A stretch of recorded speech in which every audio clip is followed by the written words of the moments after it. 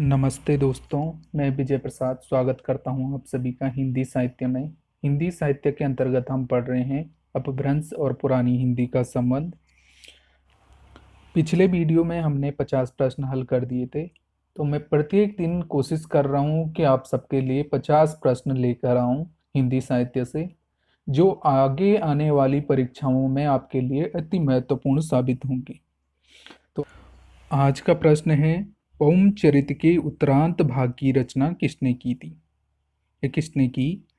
तो पौमचरित के उत्तरांत भाग की रचना त्रिभुवन ने की थी। मैं केवल आपको सही उत्तर बताऊंगा क्योंकि ज़्यादा समय हमारे पास है नहीं। हमने कम समय में अधिक से अधिक अध्ययन करना है, तो गलत उत्तरों पे हमने ध्यान नहीं देना है, केवल सही उत्तर पर हमें विशेष रूप से ध्यान देना की आवश्यकता है। पौमचरित के उत्तरांत भाग की रचना स्वयंभू के पुत्र त्रिभुवन ने की थी। ठीक है, त्रिभुवन कौन थे? तो वो स्वयंभू के पुत्र थे। उन्होंने ही पौमचरित जो था उसकी रचना को, उत्तरांत भाग की रचना को पूरा किया था। नेक्स्ट प्रश्न है हमारे पास, 7वीं सदी से लेकर 11वीं सदी के अंत तक अपभ्रंश का स्वर्णकाल किसने घोषित किया? 7वीं सदी से लेकर 11वीं सदी तक अपभ्रंश का स्वर्णकाल किसने घोषित किया? तो 7वीं सदी से लेकर 11वीं सदी के अंत तक अपभ्रंश का स्वर्णकाल डॉक्टर हरदेव बाहरी ने घोषित किया है। 7वीं सदी से लेकर 11वीं सदी के अंत तक अपभ्रंश का स्वर्णकाल डॉक्टर हरदेव बाहरी ने घोषित किया है। नेक्स्ट प्रश्न है, दामोदर पंडित ने कौशल की भाषा को निम्नलिखित में से क्या कहा है? दामोदर पंडित ने कौशल की भाषा को निम्नलिखित में से क्या कहा है? तो अपभ्रष्ट भाषा का है। दामोदर पंडित ने कौशल की भाषा को अपभ्रष्ट भाषा कहा है। नेक्स्ट प्रश्न है, अपभ्रंश का सर्वाधिक विवादित पहलू निम्नलिखित में से कौन सा है? तो अपभ्रंश के जो भेद थे वो सबसे विवादित पहलू रहा है अपभ्रंश का। अपभ्रंश का सर्वाधिक विवादित पहलू है अपभ्रंश के भेद हैं। नेक्स्ट प्रश्न है, अपभ्रंश के निम्नलिखित भेदों में से कौन सा भेद नमी साधु द्वारा नहीं किया गया है? तो वो है आभीर। अपभ्रंश के निम्नलिखित भेदों में आभीर भेद नमी साधु द्वारा नहीं किया गया है।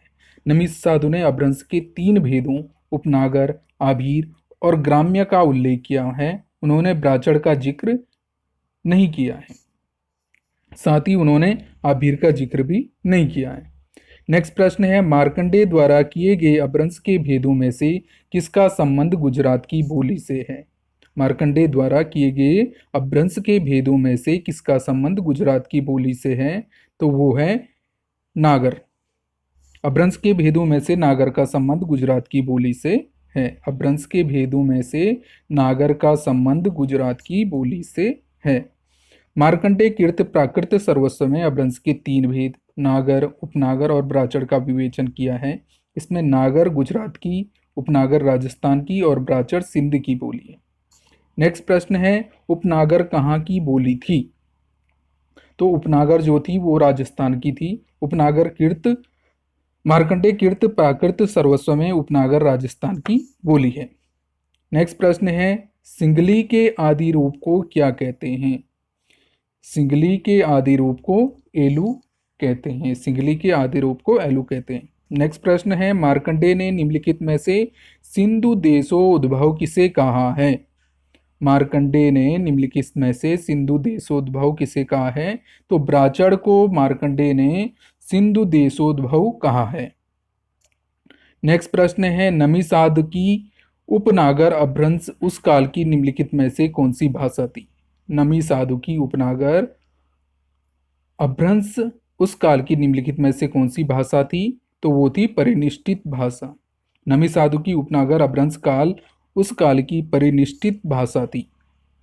नेक्स्ट प्रश्न है, प्राकृत अनुशासन के लेखक कौन है? प्राकृत अनुशासन पुरुषोत्तम देव की रचना है। प्राकृत अनुशासन के लेखक पुरुषोत्तम देव हैं।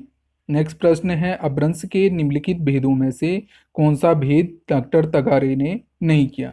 तो वो था उत्तरी भेद। अपभ्रंश के निम्नलिखित भेदों में उत्तरी भेद डॉक्टर तगारे ने नहीं माना है। डॉक्टर तगारे ने हिस्टोरिकल ऑफ ग्रामर अपभ्रंश में डॉक्टर याकोबी के मत पर विचार करने के उपरांत उत्तरी को निकालकर अपभ्रंश के 3 भेदों पूर्वी, पश्चिमी और दक्षिणी को मान्यता दी है। नेक्स्ट प्रश्न था कि डॉक्टर याकोबी ने निम्नलिखित में से किस ग्रंथ की भूमिका में अपभ्रंश के भेदों का उल्लेख किया है? तो डॉक्टर याकोबी ने सनत कुमार चरयु ग्रंथ की भूमिका में अपभ्रंश के भेदों का उल्लेख किया है। डॉक्टर याकोबी ने अपभ्रंश के 4 भेद पूर्वी, पश्चिमी, उत्तरी और दक्षिणी माने हैं। नेक्स्ट प्रश्न है अपभ्रंश के 4 भेदों पूर्वी, पश्चिमी, उत्तरी और दक्षिणी का उल्लेख निम्नलिखित में से किसने किया है? तो वो थे डॉक्टर याकोबी। अपभ्रंश के 4 भेदों पूर्वी, पश्चिमी, उत्तरी और दक्षिणी का उल्लेख डॉक्टर याकोबी ने किया है। हिस्टोरिकल ऑफ ग्रामर अपभ्रंश के लेखक कौन है? अभी हमने पढ़ा था, ये थे doctor Tagare. Historical grammar of अपभ्रंश के लेखक डॉक्टर तगारे हैं। डॉक्टर नामवर सिंह के मतानुसार अपभ्रंश के कितने भेद हैं? तो 2 भेद माने थे डॉक्टर नामवर सिंह ने। डॉक्टर नामवर सिंह ने अपनी कृति हिंदी भाषा के विकास में अपभ्रंश का योग में डॉक्टर तगारे के मत की समीक्षा की और उन्होंने दक्षिणी भेद को व्यर्थ मानकर अपभ्रंश के केवल 2 ही भेद माने, पूर्वी और पश्चिमी। नेक्स्ट प्रश्न है अपभ्रंश में राम काव्य के प्रथम कवि थे। ये बहुत इंपॉर्टेंट क्वेश्चन है और बहुत बार पूछा भी गया है। ये है स्वयंभू। अपभ्रंश में राम काव्य के प्रथम कवि स्वयंभू हैं। नेक्स्ट प्रश्न है अपभ्रंश का एक रूप खस है जिसे पहाड़ी हिंदी का विकास हुआ है। खस का एक अन्य नाम निम्नलिखित में से कौन सा है? तो दरद था। अपभ्रंश का एक रूप खस है जिसे पहाड़ी हिंदी का विकास हुआ है। खस का एक अन्य नाम दरद है। नेक्स्ट प्रश्न है सौराष्ट्री या नागर अपभ्रंश का संबंध है। सौराष्ट्री या नागर अपभ्रंश का संबंध गुजरात से है। नेक्स्ट प्रश्न है पैसाची अपभ्रंश का एक अन्य नाम है। पैसाची अपभ्रंश का एक अन्य नाम कैकई है। पैसाची अपभ्रंश का एक अन्य नाम कैकई है। नेक्स्ट प्रश्न है अपभ्रंश में कृष्ण कथा का सूत्रपात किसने किया था? जैसे राम कथा का सूत्रपात किसने किया था, तो कृष्ण कथा का सूत्रपात भी उन्होंने ही किया है। अगर आपने पढ़ा होगा तो राम कथा का किसने किया था? स्वयंभू ने। तो कृष्ण कथा का भी उन्होंने ही किया था, स्वयंभू ने। अपभ्रंश में कृष्ण कथा का सूत्रपात स्वयंभू ने किया था। नेक्स्ट प्रश्न है हमारे पास साहित्य रूप में अपने विकास और विस्तार के दौरान अपभ्रंश ने निम्नलिखित में से किस प्राकृत को सर्वाधिक प्रभावित किया? तो वो था सौरसेनी। साहित्य रूप में अपने विकास और विस्तार के दौरान अपभ्रंश ने सौरसेनी प्राकृत को सर्वाधिक प्रभावित किया है। नेक्स्ट प्रश्न है निम्नलिखित अपभ्रंश ग्रंथों को उनके लेखकों के साथ सम्मिलित करके नीचे दिए गए कूट की सहायता से सही उत्तर चुनिए। पहला है अपभ्रंश ग्रंथ और उसके बाद है लेखक। वर्ण रत्नाकर किसकी रचना है? ज्योतिषा ठाकुर की है। कीर्तिलता विद्यापति की रचना है। अपभ्रंश काव्यत्रयी ये है लालचंद गांधी की है। और सिद्धे हेम शब्द अनुशासन के रचयिता हेमचंद्र हैं। वर्ण रत्नाकर ज्योतिषा ठाकुर की, कीर्तिलता विद्यापति। अपभ्रंश काव्यत्रयी लालचंद गांधी की है और सिद्ध हेम शब्दानुशासन के रचयिता हेमचंद्र हैं। नेक्स्ट प्रश्न है बिहारी, बंगला, असमिया और उड़िया भाषाओं का विकास अपभ्रंश के किस रूप से हुआ है? बिहारी, बंगला, असमिया और उड़िया भाषाओं का विकास अपभ्रंश के किस रूप से हुआ है? तो वो है मागधी रूप से। बिहारी, बंगला, असमिया और उड़िया भाषाओं का विकास अपभ्रंश के मागधी रूप से हुआ है। नेक्स्ट प्रश्न है अपभ्रंश से हिंदी के किस रूप का विकास हुआ है? तो पूर्वी हिंदी का विकास हुआ था। अपभ्रंश से हिंदी के पूर्वी हिंदी रूप का विकास हुआ है। नेक्स्ट प्रश्न है पश्चिमी हिंदी, पंजाबी और गुजराती का विकास अपभ्रंश के किस रूप से हुआ है? पश्चिमी हिंदी, पंजाबी सौरसेनी से हुआ था। पश्चिमी हिंदी, पंजाबी और गुजराती का विकास अपभ्रंश के सौरसेनी रूप से हुआ है। नेक्स्ट प्रश्न है ब्राह्मण अपभ्रंश से निम्नलिखित में से किस भाषा का विकास हुआ है? तो ब्राह्मण से सिंधी भाषा का विकास हुआ है। नेक्स्ट प्रश्न है असमिया भाषा का विकास अपभ्रंश के किस रूप से हुआ है? असमिया भाषा का विकास अपभ्रंश के मागधी रूप से हुआ है। नेक्स्ट प्रश्न है सौराष्ट्री या नागर अपभ्रंश वस्तुतः क्या है? सौराष्ट्री या नागर अपभ्रंश वस्तुतः क्या है? तो सौराष्ट्री या नागर अपभ्रंश वस्तुतः सौरसेनी अपभ्रंश का पश्चिमी रूप है। नेक्स्ट प्रश्न है अपभ्रंश का भवभूति किसे कहा जाता है?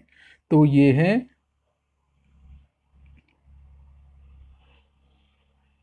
अपभ्रंश का भवभूति पुष्पदंत को कहा गया है? अपभ्रंश का भवभूति पुष्पदंत को कहा गया। नेक्स्ट प्रश्न है, सिद्ध कवियों की भाषा को सांध्य भाषा किसने कहा है? मुनिदत्त। सिद्ध कवियों की भाषा को सांध्य भाषा अद्वैवन तथा मुनिदत्त ने कहा है। नेक्स्ट प्रश्न है, सिद्ध कवियों की भाषा का विकास अपभ्रंश के किस रूप से हुआ है? सिद्ध कवियों की भाषा का विकास अपभ्रंश के अर्धमागधी रूप से हुआ है। सिद्ध कवियों की भाषा का विकास अपभ्रंश के अर्धमागधी रूप से हुआ है। नेक्स्ट प्रश्न है, सिद्धों के प्रथम कवि कौन थे? तो सरप्पा थे। ये बहुत बार एग्जाम में पूछा गया है। सिद्धों के प्रथम कवि सरप्पा थे। सरप्पा को बांग्ला का प्रथम कवि किसने माना है? डॉक्टर भट्टाचार्य ने सरप्पा को बांग्ला का प्रथम कवि माना है। डॉक्टर बी भट्टाचार्य ने सरप्पा को बांग्ला का प्रथम कवि माना है। नेक्स्ट प्रश्न है, अपभ्रंश की विशेषताओं के संबंध में कौन सा कथन असत्य है? तो अपभ्रंश उकार बोला नहीं है, यह कथन असत्य है। अपभ्रंश की विशेषताओं के संबंध में सत्य कथन है, अ ई उ ए ओ ह्रस्व आ ई उ ए ओ दीर्घ स्वर थे। री लिखा तो जाता था परंतु इसका उच्चारण री होता था। री को छोड़कर सभी स्वरों का अनुनासिक रूप प्रयोग में आ गया था। नेक्स्ट प्रश्न है, ब्रज भाषा अवधि आदि में मनु को मन, कारणों को कारण, अंग को अंग, चलु को चल आदि रूप मिलते हैं। वह निम्नलिखित में से किसकी देन है? तो ये है अपभ्रंश की देन है। ब्रज भाषा में अवधि आदि में जो मनु मन, कारणु कारण, अंगु अंग, चलु चल आदि रूप मिलते हैं वे अपभ्रंश की देन है। नेक्स्ट प्रश्न है, अपभ्रंश के शब्दों में किस वर्ग की ध्वनियों का बाहुल्य है? तो ट वर्ण के अपभ्रंश के शब्दों में किस वर्ण की ध्वनियों का बाहुल्य है? ट वर्ण की ध्वनियों का बाहुल्य बहुत ज्यादा अपभ्रंश में मिलता है। नेक्स्ट प्रश्न है, अपभ्रंश की विशेषताओं के संदर्भ में कौन सा कथन असत्य है? अपभ्रंश की विशेषताओं के संबंध में कौन सा कथन असत्य है? तो ये है कारकों के रूप अधिक हो गए थे, ये कथन असत्य है। अपभ्रंश की विशेषताओं में कि कारकों के रूप अधिक हो गए थे, ये गलत है। नेक्स्ट प्रश्न है, निम्नलिखित में से कौन सा व्यंजन अपभ्रंश की वर्णमाला में नहीं है? तो वो है श, षटकोण वाला स अपभ्रंश की वर्णमाला में नहीं है। जबकि क ख ग छ झ ट ठ ड र ल श व ह सम्मिलित हैं। नेक्स्ट प्रश्न है, अपभ्रंश की वर्णमाला में निम्नलिखित में से कौन सी ध्वनि सम्मिलित है? अपभ्रंश की वर्णमाला में म ध्वनि सम्मिलित है, जबकि जो ण अणो ये ध्वनियां सम्मिलित नहीं है। जबकि जो ण ढ न श स सम्मिलित नहीं है। नेक्स्ट प्रश्न है, निम्नलिखित में से कौन सा वर्ण समूह अपभ्रंश की वर्णमाला में नहीं है? तो वो है ज न श और श, ये वर्ण समूह अपभ्रंश की वर्णमाला में नहीं है। नेक्स्ट प्रश्न है, अपभ्रंश में कितने लिंग हैं? तो अपभ्रंश में 2 लिंग हैं। नेक्स्ट प्रश्न था, अपभ्रंश में किस कोटि के शब्दों का बाहुल्य है? अपभ्रंश में किस कोटि के शब्दों का? तद्भव कोटि के शब्दों का बाहुल्य अपभ्रंश में देखने को बहुत ज्यादा मिलता है। तद्भव शब्दों की कोटि के शब्दों का बाहुल्य अपभ्रंश में बहुत ज्यादा देखने को मिलता है। नेक्स्ट प्रश्न है, निम्नलिखित में से कौन सा स्वर युग्म अपभ्रंश की वर्णमाला में नहीं है? तो वो है ए और औ स्वर युग्म अपभ्रंश की वर्णमाला में नहीं है, जबकि अ आ ई उ ओ स्वर युग्म अपभ्रंश की वर्णमाला में है। नेक्स्ट प्रश्न है, अपभ्रंश में नौ व्यंजन किस रूप में मिलता है? णों के रूप में मिलता है। नौ व्यंजन नौ के रूप में मिलता है। नेक्स्ट प्रश्न है, संस्कृत के अस्थि शब्द का अपभ्रंश में कौन सा रूप मिलता है? तो ये है अह ह ई। संस्कृत के अस्थि शब्द का अपभ्रंश में अहि रूप में मिलता है। नेक्स्ट प्रश्न है, कोंकणी भाषा किस अपभ्रंश से विकसित हुई है? कोंकणी महाराष्ट्री से विकसित हुई थी। कोंकणी भाषा का विकास जो हुआ था महाराष्ट्रीय अपभ्रंश से विकसित हुई थी। नेक्स्ट प्रश्न है, अवट की विशेषताओं के संदर्भ में कौन सा कथन असत्य है? तो अवट की विशेषताओं में अवट में ढों और ढों ध्वनियां नहीं है, यह असत्य है। नेक्स्ट प्रश्न है, अपभ्रंश 10वीं शताब्दी तक माना जाता है परंतु अपभ्रंश काव्य लिखा जाता रहा है। 14वीं शताब्दी तक। अपभ्रंश काल 10वीं शताब्दी तक माना जाता है, परंतु अपभ्रंश काव्य 14वीं शताब्दी तक लिखा जाता रहा है। तो आज के 50 प्रश्न ये समाप्त होते हैं। नेक्स्ट क्लास में हम फिर से 50 प्रश्नों को हल करेंगे। आपको सिर्फ सही उत्तरों पर ध्यान देना है। मेरा प्रयास रहेगा कि मैं ज़्यादा से ज़्यादा आपको हिंदी साहित्य के प्रश्नों को हल करा सकूं, और ज़्यादा से ज़्यादा हम कम समय में ज़्यादा से ज़्यादा प्रश्नों को हल करेंगे। थैंक यू, धन्यवाद।